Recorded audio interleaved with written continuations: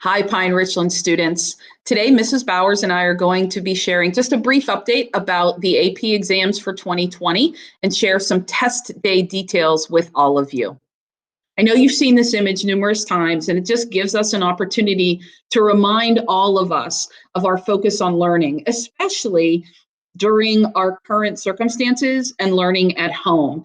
The AP exam is another one of those opportunities. We know that taking it online is different this year, but it's a great learning experience for all of you as you move on to your college opportunities in the fall. Okay, so testing can be a little overwhelming, but there are 5 basic steps that we need to take before testing day. The first one is to make sure that you're receiving emails from the College Board. If you are not receiving them, it means there's something wrong with the email that you listed on your account.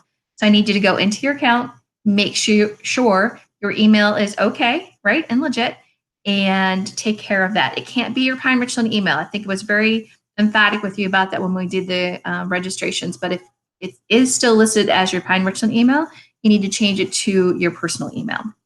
Second one is to check your technology, your computer, your laptop, your desktop, your iPad, your phone, whichever you think you're going to use, make sure that you have what you need and that it's up to date and that it's charged. And then you need to practice submitting your response. As of Monday, for any exam except AP Language, sorry, I'll get to that, you can go on and practice. There are demos that'll help walk you through how to upload the answer. So that's another thing you need to think about. How am I going to submit my answer? Am I going to type it on the computer and then copy and paste or attach a file? Or am I going to write it by hand, take a picture, and upload that? So I really need you to think very seriously about what is the most effective way to test for you and attach those documents. And you can practice. And then we need to gather what you need for each test. And so that means your hard copy notes, your book. I said notes. You can use notes for the AP exam this year. Game changer, right? So you need to gather those things, and you'll need a checklist, which we'll go into in a minute. Have that with you. It does not mean gather another computer so you can access things online. That's a no-go. They're watching those. Don't do it. Right? Smarter than that. And then lastly, you need to make sure that you receive your e-ticket through your email and your AP account. That will come out 2 days before your assessment. So don't look tomorrow and say, it's not there, what do I do? No, 2 days before your assessment. If you go in, let's say your test is the 11th, and you check on Saturday and it's not there yet, you got to don't call. You have to email the College Board and make sure that everything is okay so you have your information, okay? Cool. And so I mentioned that AP checklist, right? AP is recommending that you have one of these for each of your assessments. And I believe Mrs. Bowman has made it a link in this presentation, and she's going to share it with all of you so that you have it. But it should be coming to your AP account as well. And so the checklist will provide you with just guidelines of everything and remind you of what you need. You're going to write down your AP number on the checklist, and that number's on your account as well, right? It's the same forever and ever now with the new system. So this is your AP number. And so have that checklist with you for your test day so that you'll be organized. Organization is good.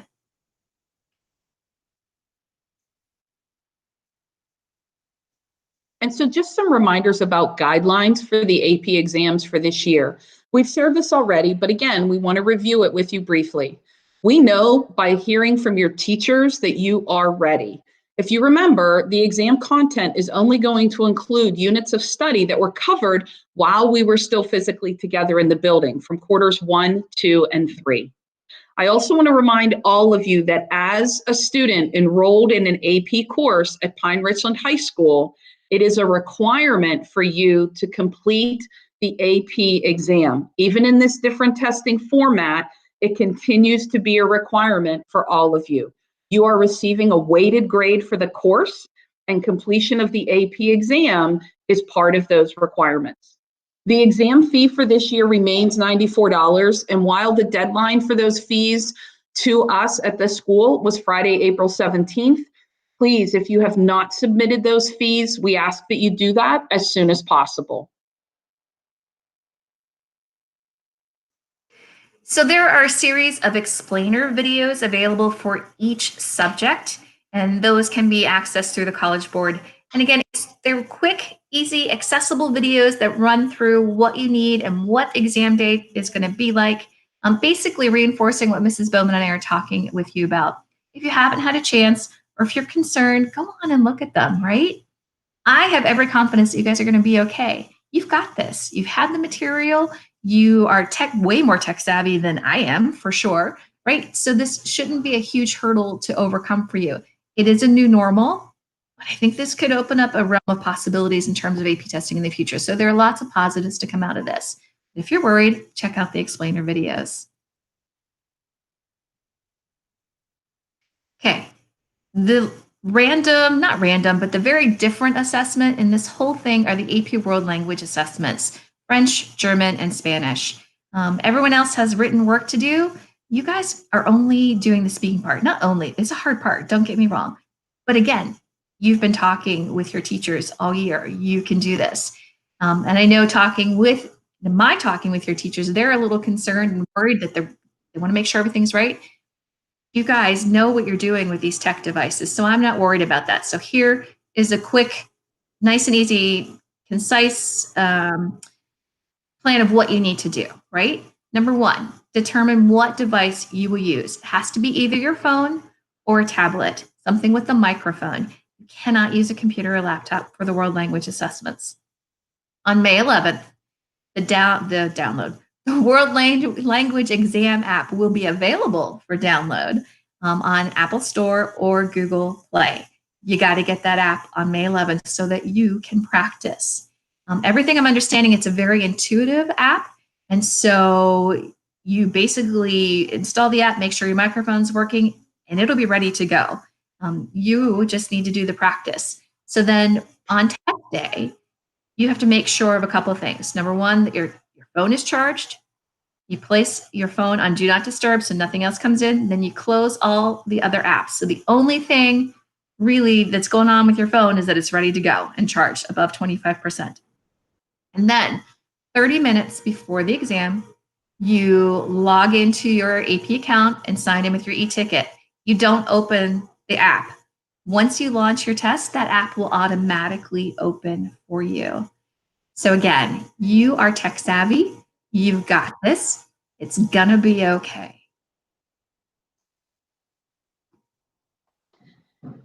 And so just briefly, a few reminders that we've already talked about with test security. Remember that our Pine Richland Pride values will prevail. We know that all of you are going to do a fabulous job with these exams. Please be mindful of the time limit. We want to make sure that you do take opportunity to practice and take advantage of the resources that AP is providing and your teachers are reminding you of. Your responses have to be submitted within that time limit or they're not scored. So we encourage you to have a family member helping you with the time if you feel that that would be helpful. Again, do not access notes and other resources during the exam from your computer. You can use your class notes, you can use your textbook, but you cannot use other resources available on the web. The questions are going to be asking you to apply content.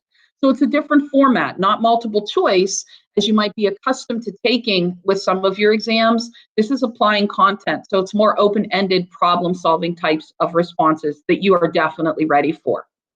It's meant to be a fair measure of what you've learned and what you know, and just applying that knowledge in your answers. Please remember the College Board is going to be actively monitoring during each exam window. Speaking of exam windows, here's the Pine Richland schedule, okay? So if you go onto the College Board, you're gonna see the same schedule with like a big, broad time category on the top because it covers every time zone around the world because yes, people around the world take this test. And so everyone's testing around the world at the same time. We are the Eastern Standard Time. So these are your test times and days. So take a picture of it, put it up with a pin on your board so you know when you're testing. There's always a question. 12th grade AP with Mr. Dolphin is literature and composition on the 13th. And 11th grade AP is language and composition on May 20th. So try not to get that confused, okay? But this is it, guys, and you can do it. Now, I had a couple questions. If you're a student with accommodations, if you get extended time that's approved through the College Board, it will already be built into the timer that is sent to you via your test ticket. They are very aware of that and are taking care of it. There was some concern that if you have 2 tests on one day, that maybe I won't be able to get through. You can. I did the math, and I know people who know me will be shocked by that because I don't do math, but I did the math, and it works. There's like a 17-minute window between there. I want to back up to what Mrs. Bowman said about submitting your responses within the time frame. You need to hit submit. And if it's the first question, you don't need to wait for verification that it was accepted before you go on to the next question. And so don't panic about that. You just have to submit it within the time frame, move on to the next question. At the end of the assessment, you need to wait for verification that everything was submitted, but they're not holding you to, you don't have to wait for something before you can move on, if that makes sense. Okay. But if you have questions, email me. I'm happy to answer and help. Email your teacher. We're here to support you. And so lastly, AP exam scores. They're going to be assessed the same way. They have readers come in, the scale is 1 to 5. And the College Board has assured us that it's not going to be more difficult to earn a 3, 4, or 5, which is obviously the goal. We have to trust in that. Just do your best, right? It's okay. No harm, no foul. It's all good. Those scores will come out in July, the usual timeline. But the new thing is that AP teachers will see your responses by May 26th, which is sort of cool. I think they're excited about that new little perk this year. I also had someone email and concern saying the colleges aren't going to accept the AP scores this year. That is not true. College Board spoke with colleges and universities, and their revisement of the assessment to what it now is was based on the feedback from the colleges. So they're doing what the colleges feel, or assessing what the colleges feel is most important. And so those AP credit policies are not changing. So again, it comes down to just do your best, right? You've got this. I have every confidence that you're going to be just fine. And so let me just reiterate that as we leave you with, again, another wonderful quote by Dr. Seuss. Just remember that you have this. We trust that you are prepared. We trust that you will be fine. And we know that you will be successful. We wish you the best. Good luck. And I just want to remind you that if you have any questions or concerns about anything related to the AP exams, please start with your AP teacher, ask them. And also, you are more than welcome to email Mrs. Bowers and, of course, me as well. We wish you the best. Good luck.